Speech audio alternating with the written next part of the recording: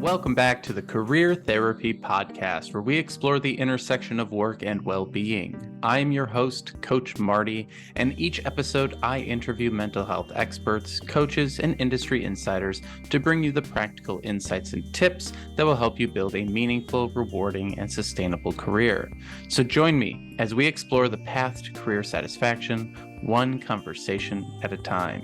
In today's episode, we sit down with Bob Goodwin, the president and founder of Career Club and host of the Career Club podcast, where he helps people find roles that match their strengths within companies that enable them to thrive. Our discussion centers around how to utilize marketing and sales skills in your job search and what you need to do to remove ego and overcome fears of rejection.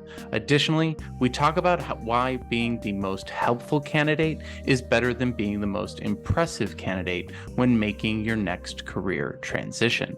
If you like the Career Therapy Podcast, please leave us a review on Spotify and iTunes. Share this episode with a friend or leave a comment on YouTube so we can help more people navigate their way to a better career.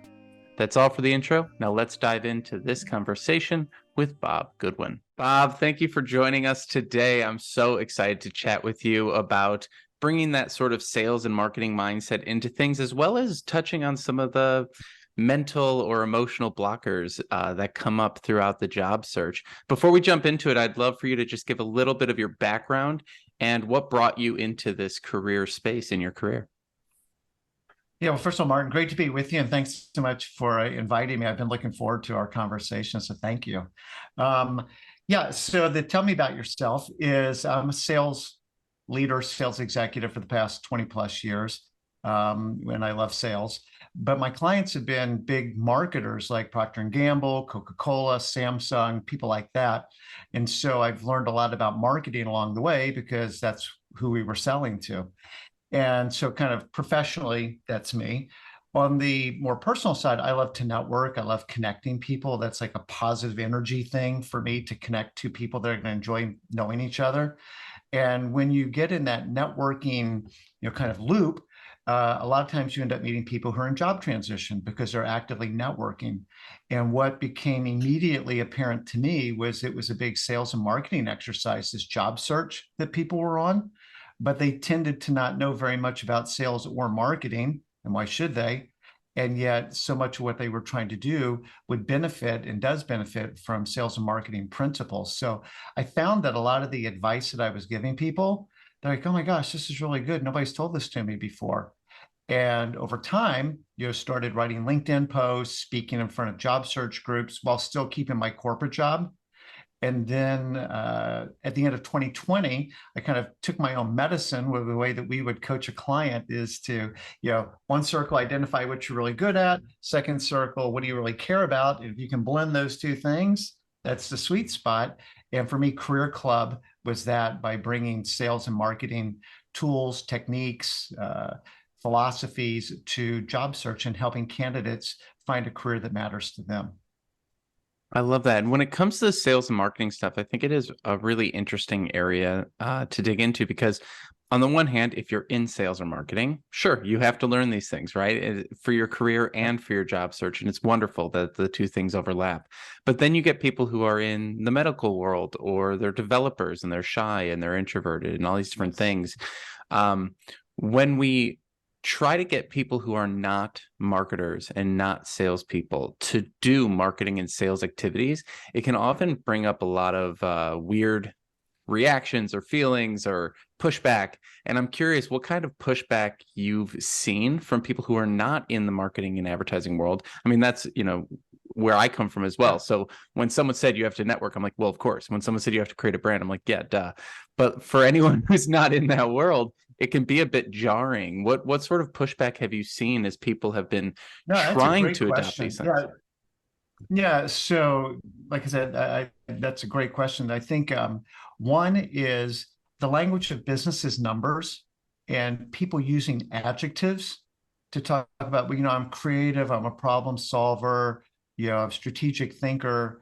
I'm like, well, that's all cool, but adjectives aren't accomplishments, and the language of business is numbers. And like, how do you measure your impact? And that's one of the things that people are like, oh crap, like, I don't know, like, I haven't really thought of it that way. yeah, I was just on this development team and we just cranked out stuff. Well, okay, but like, how do you actually articulate how you contributed to the company in their achievement of what their goals are? The other thing that I would say, just kind of on the brand piece, is, and I was on a conversation with a client earlier this morning, it's the I don't want to sound like I'm bragging. And so they downplay, what they've done because they don't want to sound like an egomaniac that, like, I did all this great stuff. And so they kind of overcorrect and they downplay what they've done. And they'll talk about we did all this stuff, which is true, but you need to be able to articulate what was your role in a group. Were you leading it? How were you contributing and making the group better? So those are like two major areas of pushback. And then the other, that's kind of on the marketing side of it. On the sales side of it, the pushback is just this natural reluctance because, I don't have data to support this except anecdotal, that most people are introverts. Like I always tease this, I'm like, my wife doesn't want to call the pizza guy. And so to your point, hey, you need to start networking. I'm like, duh. And my wife's like that freaks her out to even think about that. And some of the pushback is, one, just like, that's weird. Two is, I'm using people. I feel like I'm just trying to be manipulative and just trying to use them for something. And so that's a bit of feedback, that we get from people is like, how can I do this in a way that doesn't just make me feel like a net user of other people? And this is where that psychology comes in and the emotional stuff comes in too, because that feeling of using people, that feeling of being manipulative. I had someone comment on a recent YouTube video. They're like, so what you're telling me is I need to stalk people and stalk companies. And I was like, well, in the business world, that's called networking, but yes. and it's just such a funny thing. So like, let's dig into these words: manipulation, using people, stalking. Like, this is how I think people who haven't been adjusted into the business, marketing, sales world view a lot of these things. Like, I'll just give someone a tool like Clearbit Connect, which allows you to find people's emails, and they're like, Okay. what are you talking about? You want me to find someone's email that's, through with a tool? A salesperson's like, oh yeah, no, I already use that. And so these are such interesting things. 100%. So let's dig in. Like, when So people feel like they're being manipulative, what do you say? Yeah, on the emotional side, so one is that kind of manipulative bit. The other piece, and I think this is really bad, is shame. That people are feeling a lot of shame, particularly, we're in an era right now as we record this of layoffs and people being let go from their company, and their self-worth takes a major hit. And so they're just like feeling very shameful about what's happened. Their self-esteem is quite low. I remember one time I met with a guy and he was feeling the shame piece of this. And his body language, Martin, was like he was backing away from me, even as we're getting introduced. We're meeting at a Starbucks, and he's apologizing for taking up my time. And it's like, I know you're really busy, and like, I am so sorry. Like, I know you've got better things. I'm like, whoa, whoa, whoa, slow down, take a breath. I want to be here. I want to help you if I can. And what came out of that, the reason that particular interaction was so meaningful to me was that it produced the first LinkedIn article I ever wrote called "The Most Powerful Question You Can Ask."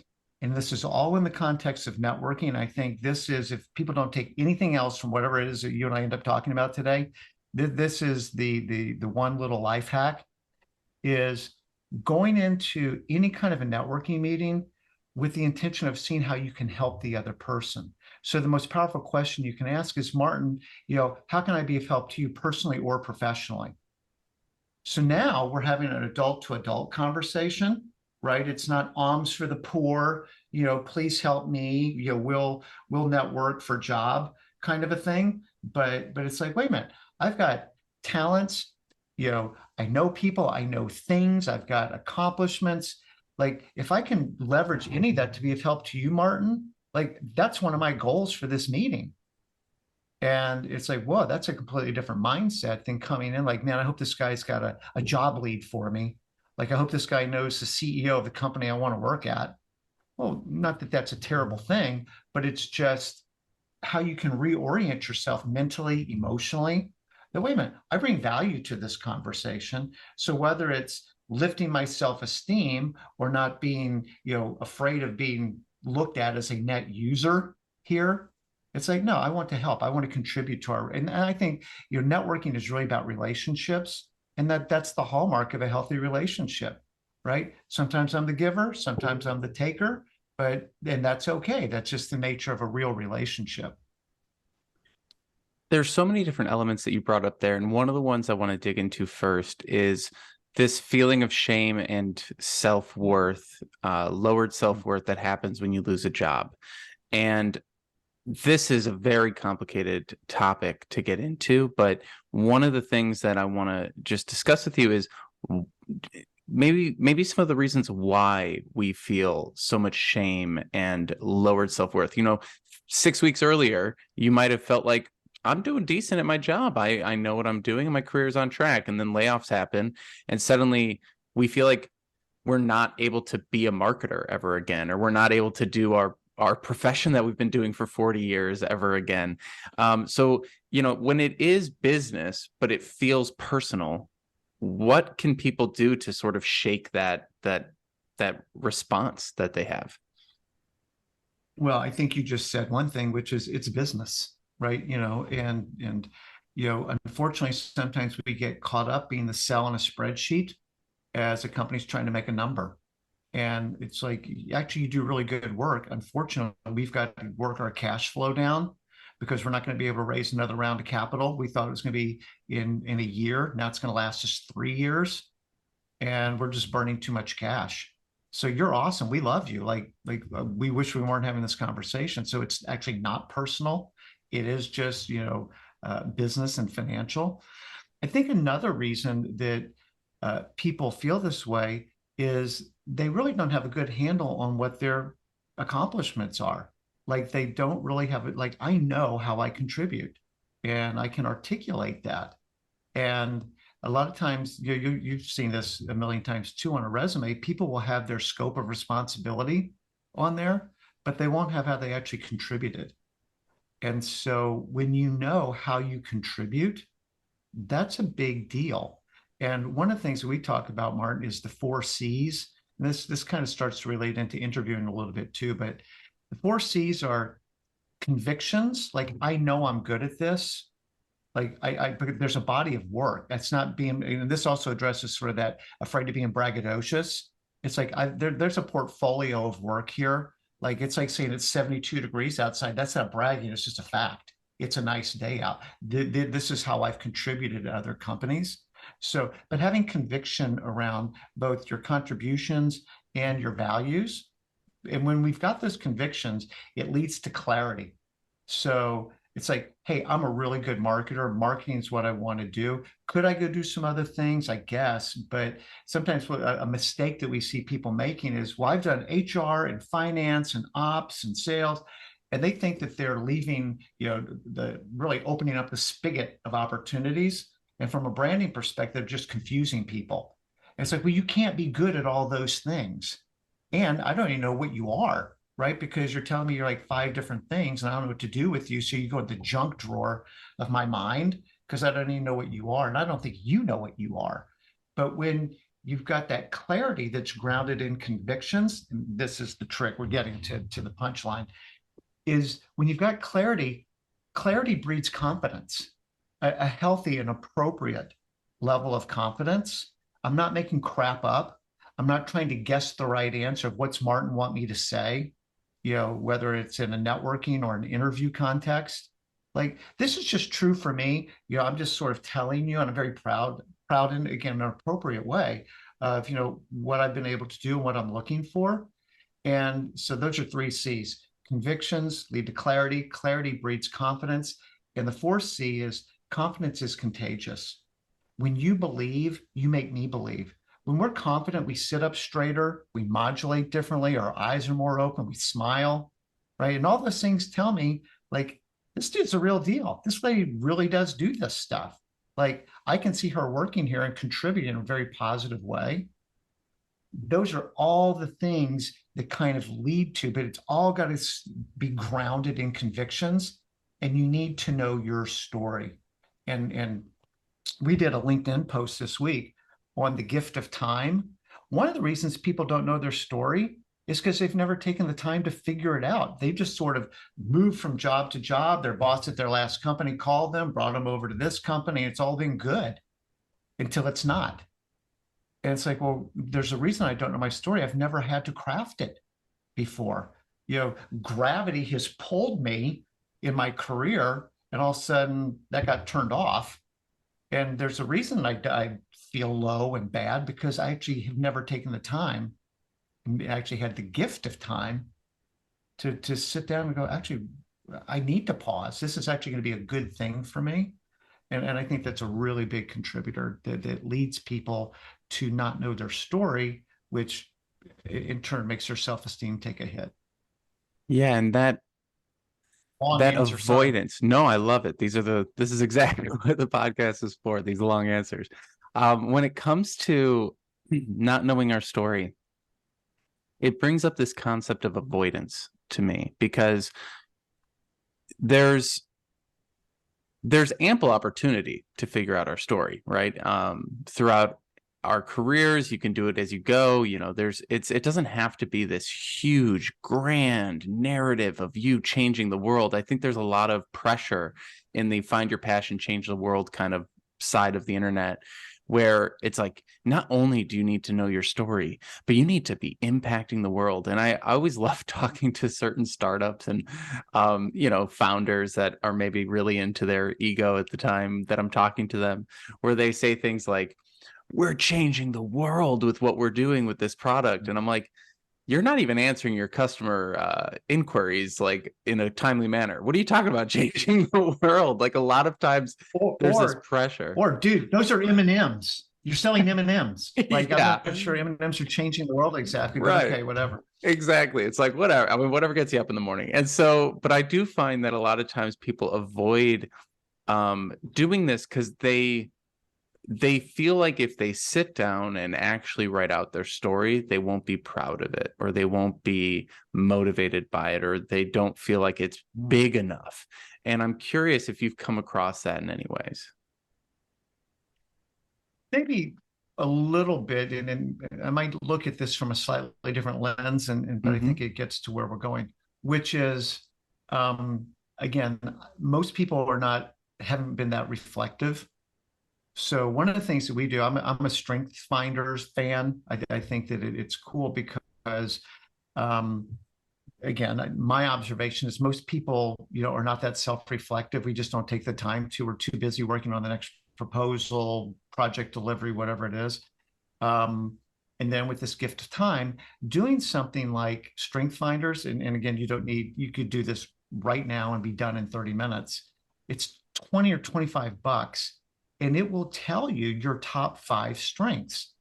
And so one is just sort of the realization of, oh, wow, didn't know that. And then 2, I think sometimes we have a kind of a sense for what it is, but we lack the vocabulary to properly describe it. And Strength Finders and other things like Strength Finders, I'm not like completely married to that one, but it gives us vocabulary to talk about it. And it's like, oh yeah. And so now, like, that helps me. It kind of sheds some light. Another way that I think that people can get some help in this is talking with former colleagues, bosses, people that were on the team with you, maybe the client if you're in a client-facing role. So one of the places that we see people have trouble is creating their star stories, which is essentially like, how did you make an impact? And what impact did you make, and how? And they're like, I don't know. I mean, like, we worked on that segmentation project, but I'm not really sure whatever happened with it. Okay, cool. Why don't we talk to, who your end client was with that segmentation project, or other people that are on the team with you? And they're like, come on, Martin, don't you remember? Like, what ended up happening was that turned out to be, what lit the fuse on that whole innovation project is because we found out that there's sort of this third segment that we'd never looked at. And that turned out to be a $35 million product line for us. Oh, I didn't know that. I left the company before, it went to market. I never knew what happened with that. So I think whether it's kind of on those personality attributes or on contributions, sometimes this is probably harsh, but it's just ignorance. I just don't know. And sometimes we need somebody from the outside, to help us get some clarity on that. Absolutely. Yeah. Because I do think when we're talking about these things, whether it's imposter syndrome or telling your story or just sitting down to do this work, a lot of times the reason that we don't do it is because of that fear, right? Fear that if I sit down and do this, I'll learn something about myself that I don't want to know, or I will write my story and I won't feel good about it, or whatever the thing might be. But what you actually find is when you learn the vocabulary, use that vocabulary to build your story, to write your story, and then that story shows your value, it really can help overcome that imposter syndrome. And I do feel, even with prepping for interviews, we know what questions are coming and people still don't know how to answer them, right? Tell me about yourself is going to be the first question in 98% of interviews. And yet someone will get asked that question. I'll do a mock interview with someone and they'll go, well, where do you want me to start? And I'll say, wherever you want. And they'll say, do you want me to do professional or personal? And I'll say, whatever you want to do. And I'm like, why are we starting this mock interview with an argument? Like, you should have something in the chamber ready to go. And I think that that's when we get into the marketing and sales side of things. There's it almost feels like inauthentic to a lot of people who haven't had to do sales or haven't had to do marketing. It feels inauthentic Yes. to be ready with an answer. They feel like everything has to come from this like beautifully genuine, authentic place that is totally transparent and shows all their insecurities just to make sure that no one thinks too much of them or something. And I'm trying to figure out like what that's about and why people feel such a draw to be that way. And I wonder if it's like pressure from companies for people to be too authentic, or if it's just something psychologically that we all have. I'm curious, when you see people Yeah. starting to learn these things, what are the breakthroughs that they find? Like to go from, Okay. I don't know how So to tell my yeah. story. Yeah, a couple things. So one is I like to say organic. You're talking about that needs to come from this really, just visceral place inside. I like to say organic means ain't got no plan. So no, we just sort of did it organically. That means because you guys didn't have a plan. That's really what you're saying. I remember talking with the client. Well, I was just hoping we could have a more organic conversation. Well, that means you've done no prep. That's really what you're saying. And I think part of it, and maybe this will kind of be a bridge to the sales piece of it, is again, that's starting to feel salesy. Like, I've kind of got my rehearsed lines and, I need to go get a plaid sports coat and, go work on a car lot someplace because this feels really salesy. And sales has, a very negative connotation. Some people listening to this will be familiar with Dan Pink, who's written a number of really great books, but one of them is To Sell is Human. And it's exactly around what we're talking about right now is selling just means persuading somebody to what we think is in their best interest. So like if you're a parent, you're selling your kids on cleaning their room, doing their homework, not eating jelly beans all the time, whatever your doctor's selling you on, lose 10 pounds, stop smoking, and maybe eat more vegetables. You're selling your boss trying to get more budget or why you should be promoted. Like we're selling all the time, but we don't call it sales. And where it gets really weird is when I'm the product, right? Which is basically what job search is I'm selling myself. And again, because of people's natural reticence to brag, what they perceive as bragging, then they don't want to go all the way. The thing with preparation, and my gosh, that whole thing on tell me about yourself, I'm cracking up because at Career Club, we do a weekly roundtable call with our members. And that was the curriculum this Monday was tell me about yourself. And Bob's going first. And so it's like, okay, I'll go first. And you could see some people were prepared. And to your exact point, this question's coming. Like, why? Why are you not preparing for this? And then as we got people who would, okay, Bob, I'll go next. Okay, I'll go next.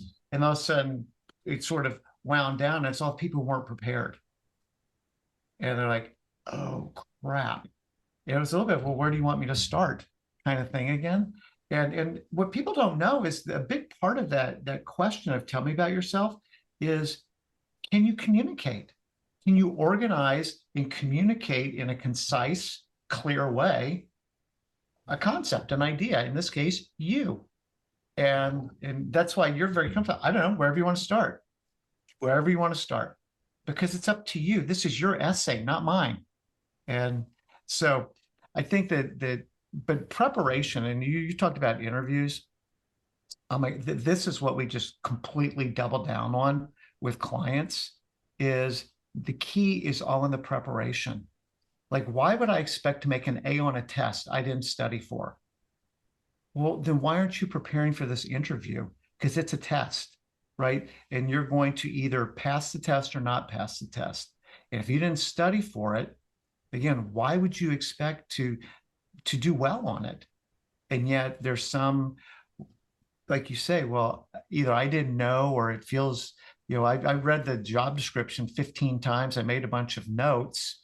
Yeah, that's good. You should be. And then you should be tailoring your answers to what the common themes are and what they're telling you. They're giving you the breadcrumbs of how to pass the test. It's an open book test. But people, again, sometimes feel like that's cheating to take the clues they've given you. And it's not, it's just being smart. That's such a great way to put it. It's an open book test. It's not cheating if you use the resources. It is not cheating. And so when we think about these things, in order to sell someone else, we first have to sell ourselves. And I think when we don't do that pre-work that you're talking about, that's the missing step. And everyone is so worried about imposter syndrome. How do I overcome imposter syndrome? What is the hack to getting over my imposter syndrome? There's all these questions about that. And I'm like, I don't know, go online and type that in, and you're going to see a bunch of crackpot answers like, just, visualize it or something like that. And these are maybe directionally do your right. Power pose, Martin. Martin, you just need to do more power posing. Come on. Yeah, just I don't even know. And so the truth is that you overcome imposter syndrome by selling yourself on yourself. And until you can convince yourself that you're not a piece of crap who doesn't do a good job and got fired because you deserved it, like that, and I'm being a little harsh today, but like that is what we have to get past. We have to get past this concept that we don't deserve anything, and not deserve in the way of like you deserve it with no effort, but deserve in the way that like you've been putting in the work. You don't discredit every job you've had just because it's not the exact title that you're applying to right now. Don't discredit every job board posting because you don't have 100% of what's there. So how do we actually take these approaches, these sales, marketing, psychological approaches to sell ourselves on ourselves? Like, how could a salesperson who doesn't necessarily think that their company's product is the greatest thing on the planet still go out and sell it? We know our insecurities. We know where we're at fault. We still have to go out and put a good face forward. Do you have any thoughts around how we might be able to better convince ourselves? We had a client recently who is a procurement / supply chain person, worked at one of the largest retailers in the country doing his category for supply chain and procurement. And then he went to a specialty retailer that's the only category that they sold. And they were quite large also. He wanted to relocate to his hometown. And so he was trying to find a job back in his hometown, still working. And he was so afraid that they were going to figure out that he didn't know what he was talking about. And I'm like, dude, are you kidding me? Like, you've worked at one of the largest retailers in the US specializing in this category. Then you worked at one of the largest specialty retailers that only does this category. Who are they possibly going to find that knows more than you do about this, or appreciably more than you do about this? They don't exist. He's at this company now. He's still struggling with, they're going to find me out. And the fear is I don't know exactly what the fear is grounded in, but what we've tried to help him with, and this gets back to the 4 C's of you need to document your body of work. And back to the salesperson who's maybe not selling the greatest thing, you still need to know where you're competitive, right? Your marketing people have given you some kind of material on what makes you guys competitive. What does it always come down to? Better, faster, cheaper, pick two. So like, what is your value proposition? Where do you contribute? What do you do? And again, you made a really good point earlier when you were talking about like it doesn't have to be this massive, exercise to do. One of the things that we try and encourage people to do is to just document the wins as they come. Worst case is it's going to help you during your review, when you've got to do the 360 review and how you've contributed and what you've done, why you deserve a raise or the bonus or whatever. But it's also kind of like this living, breathing document that, when you do need to update your resume for whatever reason, you're not starting from ground zero on what you've done. So I believe for most people, the biggest problem is they just haven't taken the time to do it. And then when you get punched in the nose by losing your job, it's like they just told me, they just rejected me, basically. And I don't have anything to fall back on. It tells me I do know what the heck I'm doing. And so, yeah, I can see where you can just get very stuck, in a negative cycle. And we were talking before, that negative cycle, depressed people don't get out of bed. They don't do any activities because they don't feel good about themselves. I was working with a client one time, and she could recite to me chapter and verse on the process that she needed to be doing. And I'm like, okay, Amy, stop.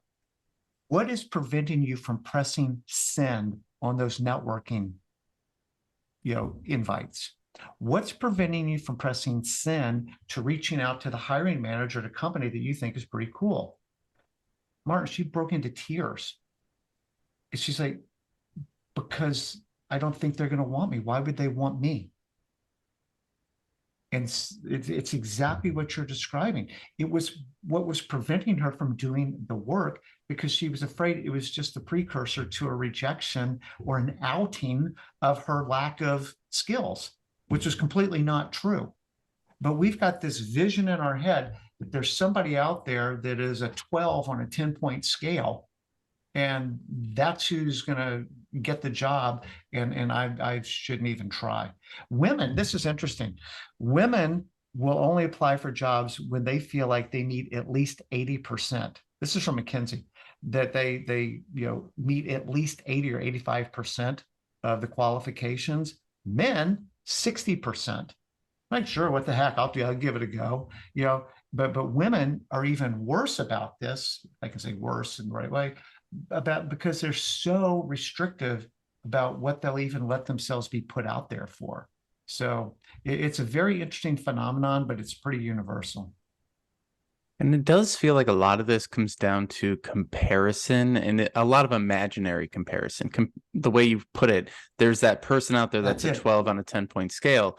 Apparently, that person's applying for every single job I'm applying to and competing with me for every single role. And I do find, the self-work to feel good about ourselves, to get over depression, to get ourselves out of bed, overcome anxiety, overcome fear of rejection. All of that stuff is incredibly important. And it's a really big piece of what we talk about on this podcast. A lot of therapy, a lot of digging into your past about past rejections in order to let go of things and work towards the future. But I also think, and this is maybe another sales and marketing thing that I've picked up along the years, is you got to start shitting on the rest of the world a little bit. Like, you got to bring down your view of these companies and these people that you're competing against and these industries that you want to be in. I'll have someone be like, well, I want to work in fintech, but I could never work in fintech. And I'm like, why not? It's finance. Like, get a job and find it. Like, just because you like it, you put it on a pedestal and then you feel like you don't deserve it. Yes. So you're going to apply to the medical field. But then I talk to someone who wants to work in the medical field and they're like, well, I could never work in the medical field because that's what everyone wants to know. It's what you want to do. It's what you want to do. Mm-hmm. And I think that there's this like I'll have someone be like, oh, I have an interview at this company and I just don't, I have imposter syndrome. I don't deserve it. And they go through all the stuff that we've been talking about. And I go to the company's website and it's garbage. And like the company just is not even that impressive. But for some reason, because they have that little bit of power over us, we put ourselves in the toilet and them up on the top of a mountain. And I've been trying so hard to figure out how to even those scales. Well, so what I think a lot of this is about is rejection avoidance, right? So I'm going to make the decision for them before they have the chance to reject me, right? And that's a self-preservation move, right? And kind of at our most primal, we're trying to preserve ourselves.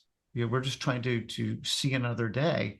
And when that ego threat of being rejected is looming, then I'm gonna beat it to the punch because it feels better coming from me than coming from them. But one of the things that we tell clients, and this is sales 101, full stop. The road to yes is littered with no. The road to yes is littered with no. This ride that we're on in a job search, by definition, is going to be filled with rejection. But if I put it in sales parlance, you've got a quota as a salesperson. The good news is your quota is 1. You only need 1 new job. You don't need 100. Like you don't need to, well, all of tech is laying off people, so I won't apply to any tech really? Like you need exactly 1 job. There's not 1 tech company. There's not 1 fintech. There's not 1, medical company out there that thinks that what you do and has a need for you. Because, oh, by the way, there's twice as many job postings right now as there are candidates. So guess what? Companies are desperate for talent. And, they're, again, I don't know that they're looking for the 12 out of 10 person exactly, but, there's a, hey, we really like you. There's some things here I think that you'll be able to grow in your career that we'll be able to teach you, but you bring some things that we don't have because you're a digital marketer and we suck at digital marketing. We'll teach you the category because we have 1,000 people here who know the category. We got nobody that knows digital marketing. And so, I think the primary thing is a fear of rejection. But then if people understand it's just the nature of the beast, that's sales. A lot of people are going to tell you no. The good news is you only need 1 person to say yes. And it's kind of the Thomas Edison, gosh, it looks like you've really been failing at inventing the light bulb. You've tried it 1,000 times. He's like, I just figured out 1,000 ways that don't work. Like, I only need 1 way that works. And yet it's very hard for a non-salesperson to get their mind wrapped around that until they just start getting out there and doing it. I like how you phrase that because it's not, as I always go hyperbolic when I start to try and even those scales a little bit. But I do think that one of the things people can really just sort of chew on from this conversation is the concept that they're hiring you because they're missing something. They're not a perfect company that wants to bring you in to make you feel bad. They're a flawed company because every company is missing things. No company has everything figured out. And they're looking for help. And this brings it back to your point earlier, where it's not really about us. It's not about how awesome we are and how amazing we are and how we're going to fix everything and we should know everything on day one. It's just about our ability to go in there and say, hey, I might not know everything, but I can figure it out for you so you can go focus on other things. And I'll take on the responsibility of Googling. And one of the things I say to people, it's not knowing everything on day one. It's saying, with enough time and access to Google, I'll do this for you so you don't have to. And that really lowers the expectation, I think, a little bit. Today's episode of the podcast is brought to you by Career Therapy's Unstuck coaching program, which was built to give you the personalized support you need to advance in your career without fear and turn work-related anxiety into professional accomplishments. When you enroll in the Unstuck coaching program's monthly membership, you get immediate access to all of the coaching resources you need to crush it in your job search. This includes 2 one-on-one calls with Coach Marty every month, weekly job search support group sessions with the Unstuck community, access to the Unstuck curriculum, which guides you through every aspect of your job search from strategy through negotiations, and an invite to the Career Therapy Slack channel where you can chat with Coach Marty whenever job search questions come up. Want to see if the Unstuck coaching program is right for you? Head over to careertherapy.com and schedule a free consultation with me in order to find out. I want to bring it back to some of the tactics here. You brought up tailoring our answers to the company in the interview, and I want to go a little bit deeper into how much should people be tailoring resumes, cover letters, interview questions. When it comes to, scale, online applications, you have to send a lot out. In-person networking, you have to be more diligent and more focused. Where are the areas that people should be really tailored in what they're doing, and where should they just be a little bit more like mass marketing in their work? Yeah, so that's a great question. It depends on how far down the funnel you are with a given opportunity. If you're applying for stuff online, I think the numbers are something like, the average corporate job posting gets 250 applications. So I don't know what the exact math on 1/250 is, but it's not good. I think it's 0.4%. So those are kind of your lottery ticket odds of getting that job. I'm not going to go completely nutty on trying to tailor my resume when my odds are less than 1/2% of getting that job. If hey, I've got a fintech resume and I've got a MarTech resume because I could do both. Okay, well, that's cool. Like, you should at least do that for the fintech opportunities in your fintech resume. I think, kind of the current, belief is that cover letters don't get read a whole lot. So again, how hard do I want to try on a cover letter?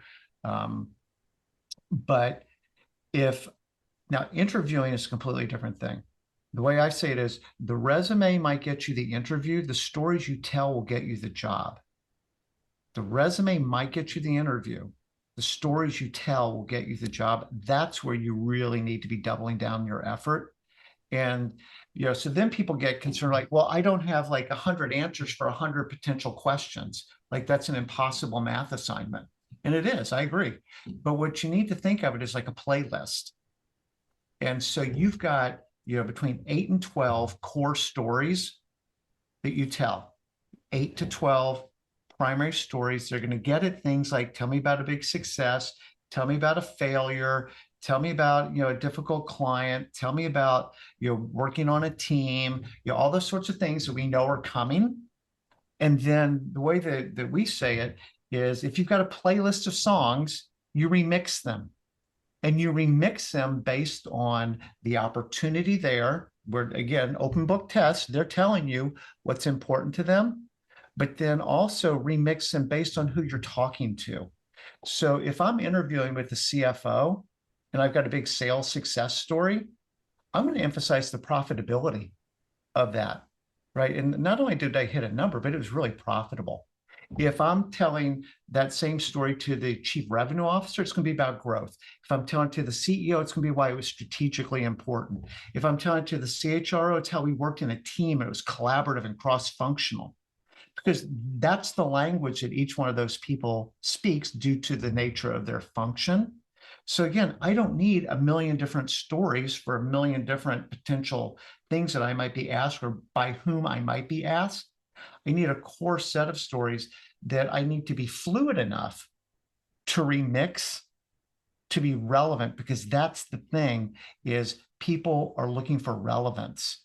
Can I envision you working here? It's interesting that you did that thing for Kraft Heinz, but what I'm really doing, the calculus I'm doing in my head is, does she have the skills? Does she have the attributes to solve the problems that we're trying to solve here? And it's incumbent upon the candidate to connect those dots for the interviewer, not for the interviewer to figure it out on their own. So, does that make sense? Makes perfect sense. And I think connecting the dots for the interviewer is such a great thing to focus in on. One of the things I try to talk to people about is like, you have to make it so easy because they're distracted. They have their own lives. They have their own work. This is probably not their interviewing is probably not their full-time thing at this company. They probably got pulled away from something else. They didn't do their research. They don't know about you. And I see people take that personally. They'll be like, oh my gosh, I did so much research on this company and the person interviewing me didn't even look at my resume. It's like, of course they didn't. They have so much going on in their life. Like this is your full-time thing, trying to find a job. It is not their full-time thing at the company. And I do think that it's really important as we get to that, tying it back to the company also takes the focus off ourselves, because it is important to know ourselves and know our story and do all those things. But that's where a lot of the insecurities crop in, and people can get really worried about things. And I always try to say, like, separate your self-worth from your skill, from your job and all these different things, from your salary. It's about the skills you're selling. And I think that there's maybe some nuance there where it's like, are you selling yourself or are you selling these skills that you have? And the company has problems, you have skills. They're trying to get someone in this role. You're trying to use these skills to fix those problems. And I think what you said there, they're looking for relevance. They're not looking for someone who's perfect. They're looking for someone who is willing to help solve these problems, and so sell that solution. And I think when we look at things like the STAR method, which you brought up earlier, where it's situation, task, action, result, we're telling our stories in a kind of a story arc. I always like to put an L at the end of that, of what did you learn from that you're going to take into this next role and tie it back to the company. I think a lot of times when we're interviewing, it's like question, answer, silence. And we forget to tie it back to the company and what they want, because it's really way more about them than us.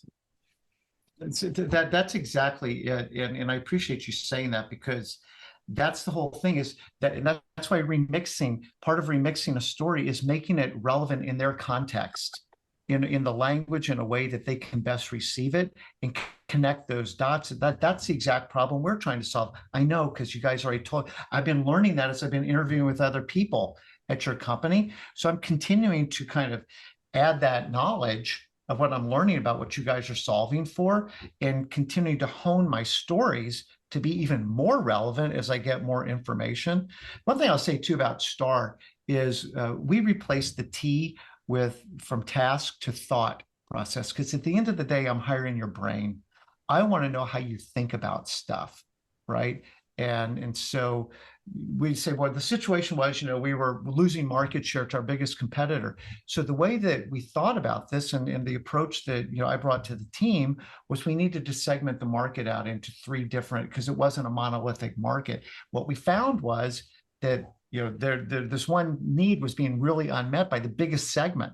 So the action we took was, and the result was. So it's like, I love how you think, right? That's what I'm hiring. I need people that know how to think. And so, and then I love your L, which is brilliant. Well, I appreciate these variations that you're sharing here, because I changed the T as well, because task, people get confused on. I changed it to problem. So situation is, who are you working with? Where are you working at? What was the problem that arose? And so I think someone said once, oh, spiral so you don't spiral. And I was like, yeah, exactly. But I think the point here of you and I adjusting these things, right? All of the information around the job search that people get, I see people try to fit into, like, oh, I have to do it this way. I have to do it. It's like, no, take the resources and make them your own. Make this more fun for yourself. You don't have to just like, it told me this, so computer algorithm this. It really is a personal approach that you get to develop throughout your career of how you want to approach these things. Just because someone says you have to network over coffee doesn't mean that's the way you have to do it. I've seen people network over Clash of Clans Slack groups, which is like, I don't even know what that is. And so I thought you're super hip. I was like, oh, okay, sure. Yeah. And so like, these are really wild things. And I'm curious, as we do tell people to work on their story and put themselves out there and really figure these things out, where do you think personal brand plays into it in, let's say, 2023? How have things changed? How much social media should people doing? How much personal outreach should people doing? If we got really into the weeds here, just to give people a baseline to play with, what do you think? How much does brand play into it versus just relationships? Or are they the same thing? No, they're not. They're not. Um, we talk about airing bad commercials. And so we just had the Super Bowl a couple weeks ago, right? And most people, football is incidental to the commercials because people want to see the ads and hope there's going to be something really funny or whatever. And the thing about a Super Bowl is you are in front of as many eyeballs as you can possibly be in front of at one point in time. That's cool. That's a lot of networking, basically, to make the analogy. But if your ad sucks, like that was a bad thing to go do because now a lot of people know about a brand that isn't very good because your commercial sucked, right? Similarly, and we are really adamant about this, you sometimes have to slow down to speed up. So sometimes when people have lost jobs, they just want to get busy because every minute that I'm not out there networking and talking to people, like I'm wasting time and they're just like super hurry. And it's like, stop, slow down, breathe. You need to know your story, which I'm kind of using as what's your personal brand. So how do you contribute? What are the problems that you solve? How do you do that uniquely? And again, not just hard skills that I'm a Python programmer, but also, one of the things that Strength Finders taught me is that, I'm very collaborative. I like coding with other people. I find the coding comes out better and we actually get the work done faster. We have fewer reworks, blah, blah, blah. It's like, okay, so you need to know your story and how you contribute before you go doing a lot of networking. Another kind of problem with that is if you don't know your brand first, is people don't know how to help you. And so it's like, well, what are you looking for? Well, I'm not really sure. Well, if that's like asking me directions on how to get someplace, but you don't know where you want to go. Like, I don't know how to get to, I don't know. So you need to know your personal brand. A networking call is an interview. People don't understand that. I've had people like, look like they just got through cleaning their toilet and show up for a networking call. Because like, well, no, man, it's just a networking call. And it's like, well, you're asking me to put my personal brand on you. And right now that's not happening. And so then people go, I did a lot of networking, it didn't really work. Well, no kidding. Like, why would it have worked? Like you sort of half-ass showed up for it. You don't know your story. You weren't looking to see how you could bring value to the other person. All you wanted was red meat of, do you know of a job lead for me? No, you're dead to me. Goodbye. It's like you messed the whole thing up. So yeah, personal brand and networking is the activity. Personal brand is the content, and they have to work together or else it's going to be an extremely frustrating process for people. Yeah, I think a lot of the online advice is like personal brand is about you know, your image or whatever it might be. And in some respects it is, but I do think it's just like the way you show up to everything, right? It's gonna come through. Sometimes you want to formalize it, sometimes you don't. But definitely I think what people forget is what you're talking about, the like not showing up, the not doing the work prior to getting there. The number of times I've had like a coaching call scheduled with, a student at a school that I've worked with, and they don't show up to the coaching call that they scheduled for career coaching. I look at that and I go, if you don't get the interview and you don't get the job, I kind of don't feel bad for you because you can't even make it to the half-hour thing that you set up, you know? And I find that to be such an interesting thing. It's a little bit callous to say verbally, but it is one of those things where it's like, if you can't show up to the networking call that you scheduled, that's a pretty big indicator as to what you're going to be like in this role. And I think, again, there's a lot of different reasons for it, whether it's emotional or different things like that, or maybe it's just an oversight. But we do have to sort of get our ducks in a row and figure these things out in order to help people help us. We can't just expect things to happen. We have to make things happen. No, well, so the name of our course is Making Your Own Weather, which is exactly that. You've got agency over what's going on here. You can't just be a victim and like, all this crappy stuff is happening to me. Woe is me. It's like, no, you always have control of your attitude. You always have control over your actions. And that is a ton of agency. Did something bad happen to you? Yes. Is that the end of the line? 100% no. You always have control of your attitude and your actions. Super quick. What you said about somebody like not showing up, you're right. I mean, a friend of mine, taught me a long time ago, how you go about your job search says a lot about how you go about your job. It says a lot about it. And you're really telegraphing, how organized are you? How diligent are you? How prepared are you? How good of a communicator? I mean, like it's a giant behavioral interview, basically, right? And again, people miss that. And for better or for worse, you actually get to see the real person, right? Because they're not trying to put up, what they think is, they're just being themselves. And it's like, okay, well, you just told me more than you probably wanted me to know about all this. I do want to say, because you asked me twice about social media, and I didn't really direct that. LinkedIn obviously is where we live, in job search. And, if you're following somebody and you just, thumbs up, great post, love it, whatever, like you're not adding any value. Like anybody, you could program a bot to do that. And I would have the same opinion of you and the bot at that point. But when you're following somebody who's potentially somebody of influence, somebody who can help you, like have a real comment, and either why did you really like what they said, what really resonated with you, build on the point. Not only is it about this, but I also have found that it also impacts here, and here's why. It's like, oh, that was a very thoughtful comment.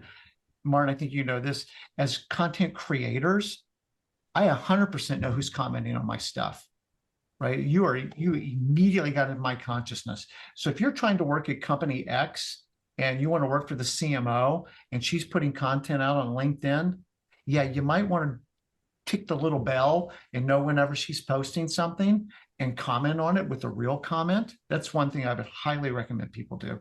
Two is, we had a client, he did a brilliant job with this. He read an Adam Grant book, and he said, while I'm in the season of identifying my next career opportunity, I'm taking advantage to get caught up on some reading I've been meaning to do. One of the books I've been reading is Adam Grant's, whichever one it was. And, what really, like three takeaways I really have taken from the book are X, Y, and Z. With in the cover art of the book was, his post. The guy got like 4,000 impressions. He had like 20 people like, dude, I didn't know you were looking for a job. Hey, let's find some time to talk. And he even had people that wanted to hire him or start interviewing him more properly. And it was brilliant. He was showing his brand and like what's important to him, subtly sort of worked in, I'm looking for a job. Wasn't like, woe is me, like, hey, recruiters suck. This is the worst experience of my life. He's like, no, I'm in a job search, and here's how I'm using some of my time. It was a highly effective, something that we're teaching our clients to do regularly now, is how to do LinkedIn posts that aren't just forwards of somebody else's thing or whatever, but really kind of show like what they're about to resonate with the people that follow them. I love And that. And it brings back that helpful piece that you brought up at the beginning, because it really is like, he's not just saying, help me. He's saying, I'm, of course, could use some help, but here's a helpful thing that I've come across, and it's that give and take. And probably that's the book he was reading by Grant. It was probably give and take. But these are such amazing things. And I know we're short on time. We could talk for hours. But where can folks find what you're up to these days and follow along and engage with your work? No, thank you. So career.club. So the company's Career Club, and the URL is career.club. So would welcome you to, check us out. We have a newsletter that people can subscribe to. The other thing is we do a lot of podcasting, and would love for people to be able to follow our podcast. So Career Club with Bob Goodwin. So that's pretty easy. And we do a lot around job search, human resources more broadly. I've got a pretty big following around consumer packaged goods, retail, data and analytics kinds of things. But as you know, Martin, podcasting is a ton of fun, and I would encourage people to subscribe to that as well. Nice. And we'll link all of those things in the description, so go check them out. Bob, thank you so much for joining us today. This was an absolutely wonderful conversation. Martin, I appreciate it. Pleasure. Thank you so much. Absolutely. Awesome. Thank you.